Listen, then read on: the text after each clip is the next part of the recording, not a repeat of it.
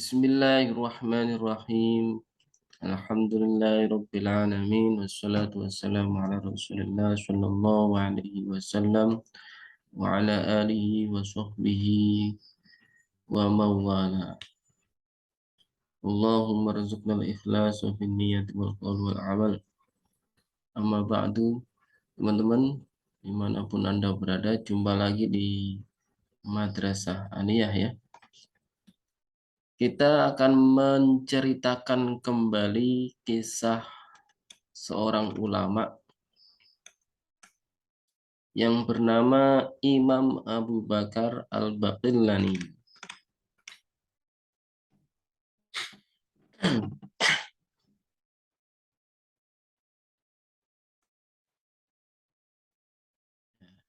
Kita lihat dulu. Oke, kita mulai ya. Bismillahirrahmanirrahim. Imam Abu Bakar Al-Baqillani. Beliau adalah seorang qadhi ya, atau seorang hakim ya, yang bernama Abu Bakar Muhammad bin Thayyib bin Muhammad bin Ja'far bin Qasim Al-Baqillani. Ya, beliau lahir pada tahun 338 Hijriah. Beliau berasal dari penduduk Basrah, kemudian pindah ke Baghdad dan menetap di sana. Di tempat barunya itu, di Baghdad, beliau mendengar hadis-hadis dari Imam Abu Bakar bin Malik Al-Qati'i,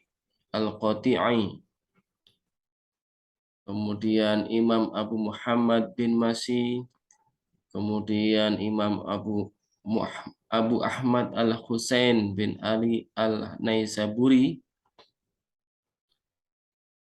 dan lain sebagainya. Kemudian beliau belajar ilmu kalam kepada Imam Abu Abdullah Muhammad bin Ahmad bin Mujahid At-Ta'i, teman dari Imam Abu Hasan Al-Asy'ari. Masya Allah.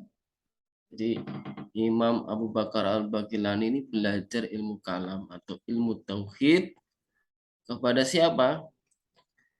Kepada Abu Abdullah Muhammad bin Ahmad bin Mujahid At-Ta'i, itu salah satu temannya dari Abu Hasan Al-Asy'ari, yaitu pendiri madhab Al-Asy'ari, pemuka ilmu kalam. Di antara yang belajar kepada beliau, yaitu beliau Abu Bakar Al-Baqillani ini, murid-muridnya adalah Imam Abu Dar Al-Harawi, Imam Abu Imran Al-Fasi, Al-Qadhi Abu Muhammad bin Nasir. Jadi itu di antara murid-murid dari Imam Abu Bakar Al-Baqillani. Diriwayatkan bahwa suatu ketika Imam Al-Harawi ditanya, bagaimana engkau bermadhab? Bagaimana engkau bermadhab kepada Imam Malik, kemudian dalam akidah ikut kepada Imam Asy'ari, padahal engkau seorang keturunan Harawi. Nah, ini muridnya dari Imam Abu Bakar Al-Baqillani ini ditanya oleh seseorang, atau ditanya oleh ini. Kemudian Imam Al-Harawi menjawab, saat aku bersama Al-Daruqutni datang ke kota Baghdad, ya, datang ke kota Baghdad dengan berjalan kaki. Di tengah perjalanan kami bertemu dengan Abu Bakar bin Thayyib. Tiba-tiba Daruqutni menciumnya di antara kedua wajah dan tangannya. Sejenak kemudian Daruqutni mengambil banyak pelajaran darinya. Setelah berpisah, aku bertanya kepada Ad-Daruqutni, siapakah orang-orang yang engkau agungkan tersebut? Beliau menjawab, dia adalah imam kaum muslimin dan pembela agama Allah. Dia adalah Al-Qadhi Abu Bakar Al-Baqillani. Dari semenjak itulah aku banyak belajar kepadanya dan aku bermadhab seperti madhabnya. Kemudian Ibnu Khalikan dalam kitab Wafayat Al-A'yan menceritakan bahwa kecerdasan Al-Baqillani ini luar biasa. Disebutkan bahwa suatu hari Al-Baqillani berdebat dengan Abu Sa'id Al-Haruni. Di tengah perdebatan tersebut, saat Al-Baqillani menjelaskan suatu masalah, ia menjelaskannya dengan panjang lebar hingga ke pokok-pokok bahasan dengan ungkapan-ungkapan yang sangat tafsil, sangat rinci. Setelah selesai, ia berkata kepada para hadirin, wahai sekalian manusia, saksikanlah jika orang ini sanggup mengulang apa yang baru aku bahas, maka aku tidak akan memintanya menjawab permasalahan tersebut. Abu Sa'id Al-Haruni kemudian berkata, wahai sekalian manusia, saksikanlah jika orang ini sanggup mengulang apa yang baru dikatakannya, maka aku mengaku mengalah. Aku mengaku kalah. Kemudian Al-Baqillani mengulang apa yang telah dibahasnya. Nah, inilah keluasan Al-Baqillani. Keluasan ilmu, hafalannya, dan luar biasa. Nah, ini orang yang ada di kurun 3 Hijriah, yaitu abad ketiga Hijriah. 300 tadi berapa? 338 Hijriah. Beliau lahir 338 Hijriah.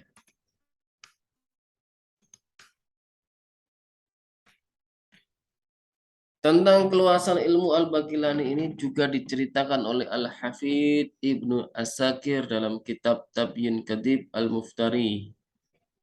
Dia berkata, Abu Al-Faraj berkata, aku mendengar Abu Bakar Al-Baqillani, aku mendengar Abu Bakar Al-Khawarizmi berkata, seluruh penulis yang berada di Baghdad ini tidak lain hanya mengutip dan memindahkan pendapat-pendapat para ulama terdahulu kepada karya-karyanya,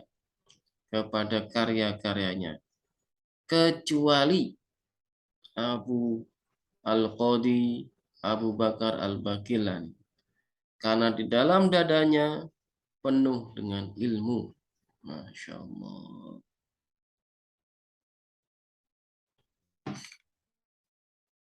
Ad-Dhahabi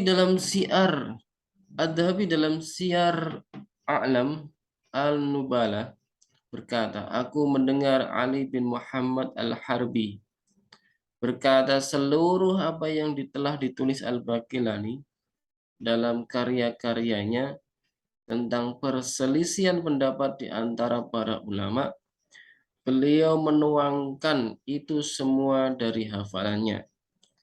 Tidak ada seorang pun yang mampu menuliskan bantahan pendapat kepada orang lain kecuali dengan melihat karya-karya orang yang dibantahnya tersebut, kecuali Al-Baqillani. Masya Allah, Al-Baqillani luar biasa. Imam Abu Bakar Al-Baqillani.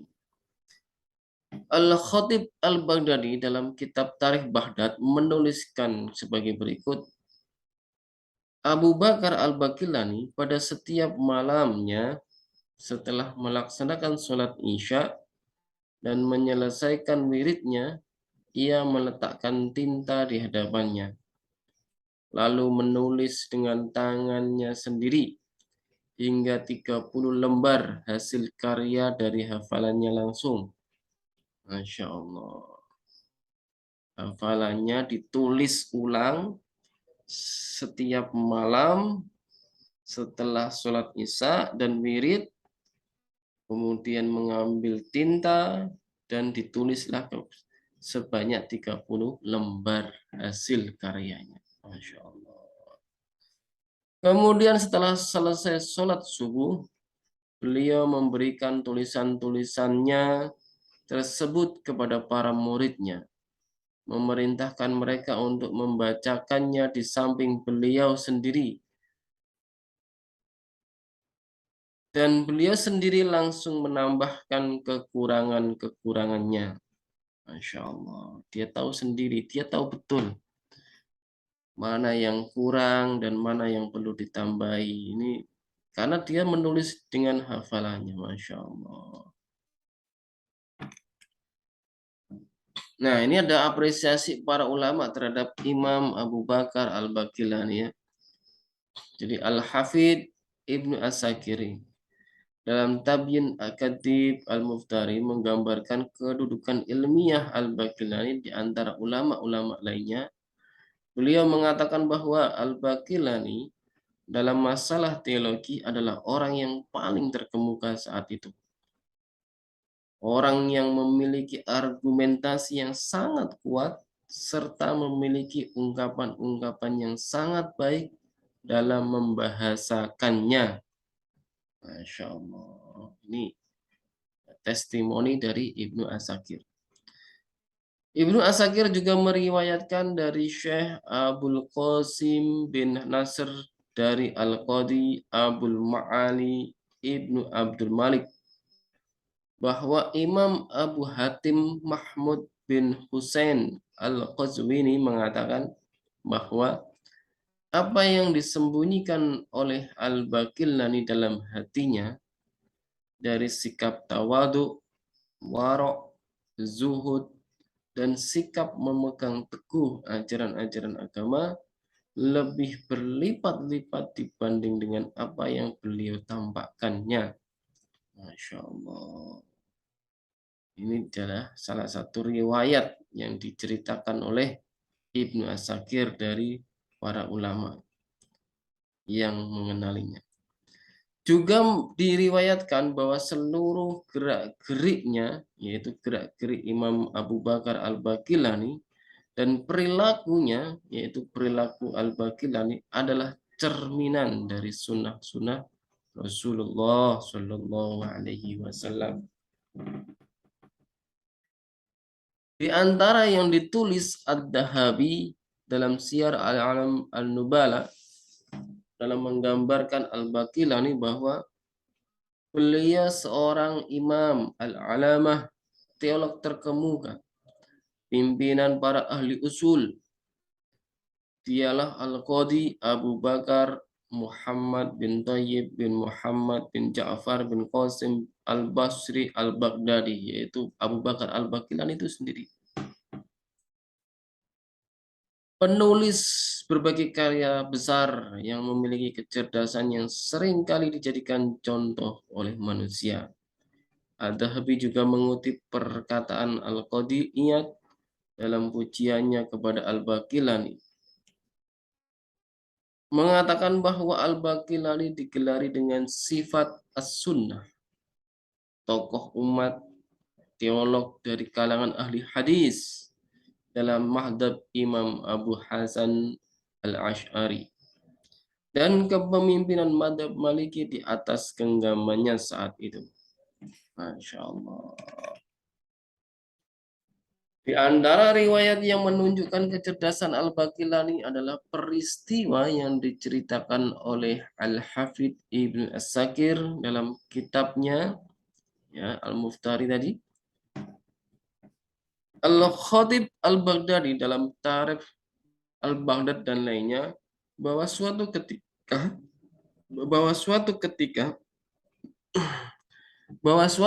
Al-Baqillani diutus oleh Raja Adud Ad-Daulah untuk memenuhi undangan Raja Romawi.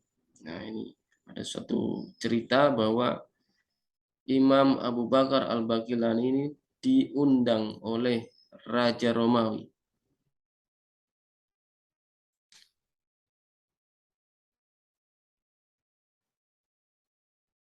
Nah, jadi ini diutus oleh Raja Adud Ad-Daulah untuk memenuhi undangan. Jadi Raja Romawi ini mengundang Raja Al-Adud Ad-Daulah, kemudian mengutus Al-Baqillani. Ketika Al-Baqillani memasuki wilayah mereka, wilayah Romawi, Raja Romawi tersebut diberitahukan bahwa yang akan datang adalah Al-Baqillani. Masya Allah. Yaitu ulama yang sudah dikenal dengan seorang alim yang sangat cerdas. Sementara itu Raja Romawi ini sangat paham bahwa orang-orang Islam tidak sujud kepada mereka, bahkan kepada sesama manusia. Maka ia membuat jebakan. Nih, liciknya Romawi ya. Ia membuat jebakan agar ia masuk dan membungkuk atau membungkung ya, seperti rukuk begitu kepadanya sebagaimana penghormatan yang biasa dia lakukan oleh orang-orang Romawi sendiri di pintu masuknya.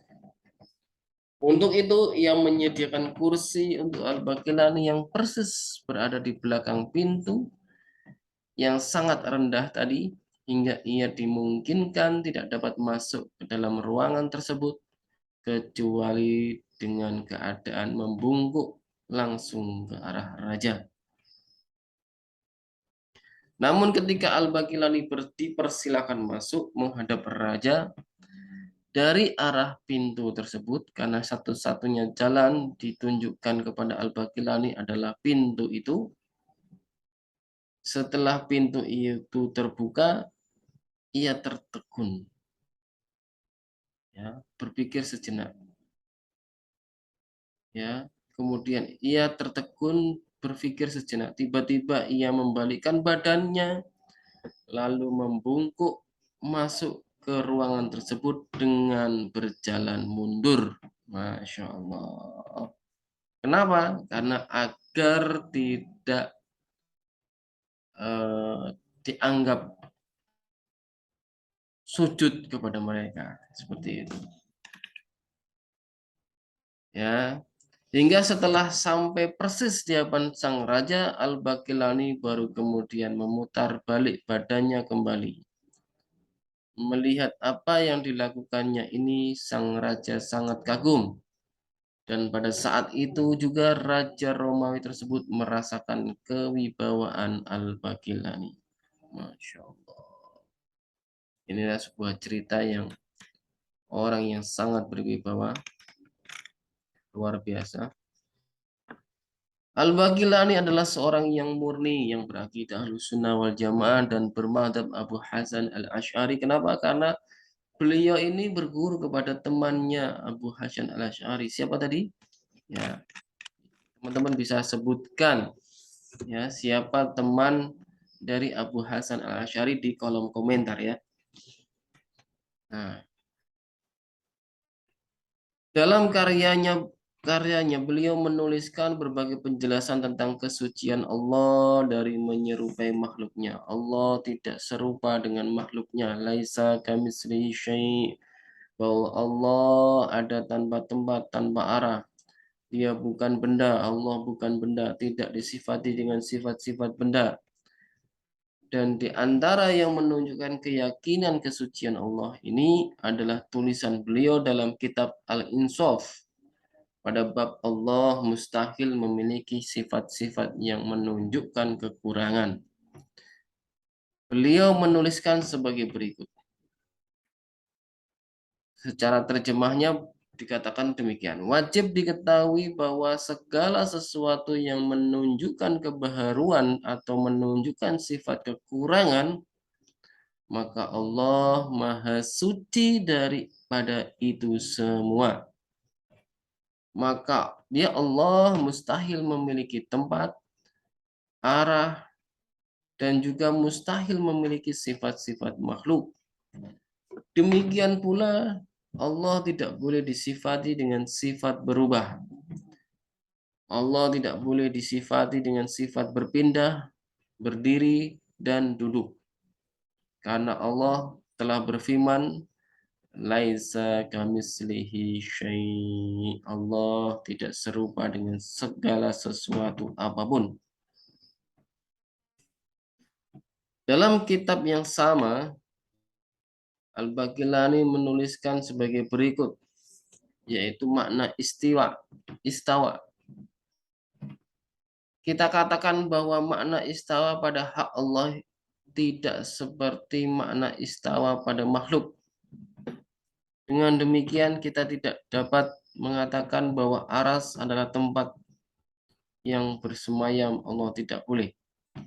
Karena Allah ada sebelum ada tempat. Dan setelah menciptakan tempat, Allah tetap ada tanpa tempat. Allah tidak berubah. Nah, inilah perkataan Imam Al-Baqillani, Abu Bakar Al-Baqillani. Insyaallah. Masih dalam kitab Al-Insaf yang dikarang olehnya, yaitu dikarang oleh Al-Imam Abu Bakar Al-Baqillani, dalam pembahasan kesucian Allah, Al-Baqillani mengulas secara menyeluruh bahwa Allah Maha mendengar, Maha melihat, dan bahwa Allah Maha mengetahui. Namun begitu, Dia Allah Maha suci dari segala anggota tubuh. Dia Maha suci dari anggota tubuh. Bukan Maha melihat bukan dengan mata, Maha mendengar bukan dengan telinga atau alat apapun. Masya Allah. Inilah kesucian kita yang suci. Pada halaman lain juga dalam kitab Al-Insaf, Al-Baqillani mengutip perkataan Imam Ja'far As-Shadiq bahwa ia berkata, barang siapa berkeyakinan bahwa Allah berada di dalam sesuatu atau berasal dari sesuatu atau di atas sesuatu, maka orang ini telah menyekutukan Allah, menjadi kafir. Karena bila Allah berada di atas sesuatu, maka berarti dia diangkat. Dan bila berada dalam sesuatu, maka berarti dia dibatasi. Dan bila berasal dari sesuatu, maka berarti dia baharu atau memiliki permulaan. Masya Allah. Inilah akidah Rasulullah yang sampai kepada Abu Bakar Al-Baqillani.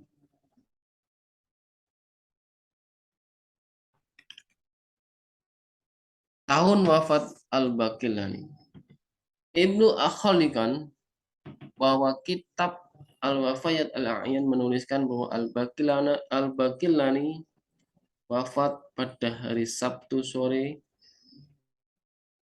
pada hari Ahad, ya. Jadi Ahad sudah masuk Ahad, ya, sudah masuk hari Ahad 7 Dzulqa'dah, yaitu tahun 403 Hijriah, yaitu di Baghdad, ya, pas ya. Artinya beliau ini adalah generasi emas, ya, 3 kurun, ya, abad pertama, abad kedua, dan abad ketiga. Walaupun pada saat wafatnya di awal abad yang keempat, ya, tipis sekali, 403 Hijriah. Kemudian beliau disolatkan oleh anaknya.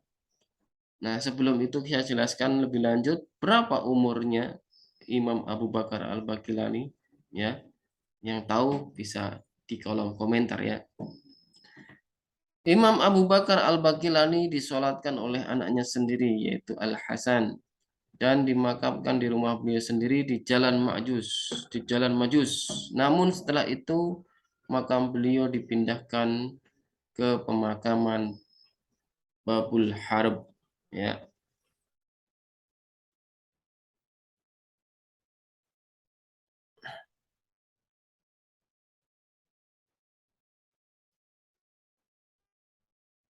Dan diceritakan pula Makam Al-Baqilani ini juga dipindahkan ke pemakaman Darul Harb dan dimakamkan di dekat makam Imam Ahmad bin Hambal. Di atas batu pusaranya bertuliskan ini adalah makam seorang Al-Qadi dan imam yang mulia, kebanggaan umat Islam, penyeru agama kebenaran kepada kebenaran agama, membela pembela bagi sunnah Rasulullah, tiang agama dan pembela Islam, Abu Bakar Muhammad bin Tayyib Al-Basri Al-Baqillani. Semoga Allah memuliakannya dan mempertemukannya dengan Nabi Muhammad, makam yang banyak diziarahi, tempat yang diberkahi dan dan tempat yang diberkahi untuk mendapatkan segala keinginan yang dari Allah Subhanahu wa taala. Masya Allah. Inilah luar biasanya Imam Abu Bakar Al-Baqillani yang telah menulis 70.000 karya tulis dalam bantahannya kepada para ahli bid'ah. Masya Allah. Subhanahu wa ta'ala. Demikian teman-teman. Jadi akidah Rasulullah, Allah ada tanpa tempat. Allah mawjudun bila makan, itu adalah akidah Rasulullah. Dan diteruskan kepada Imam Abu Bakar Al-Baqillani yang wafat pada tahun 403 Hijriah. Dan kita semua patut bersyukur bahwa Allah menghendaki kita semua dalam keadaan beriman, berakidah yang tanjih, akidah Ahlussunnah wal Jamaah. Allah ada tanpa tempat, Allah ada tanpa arah. Laisa kamislihi syai' wa huwas samiul basir. Demikian teman-teman yang kita kisahkan bahwa kita nanti akan bercerita tentang kisah-kisah para ulama terdahulu. Semoga bermanfaat. Wallahul muwaffiq ila aqwamit thoriq. Wassalamualaikum warahmatullahi wabarakatuh.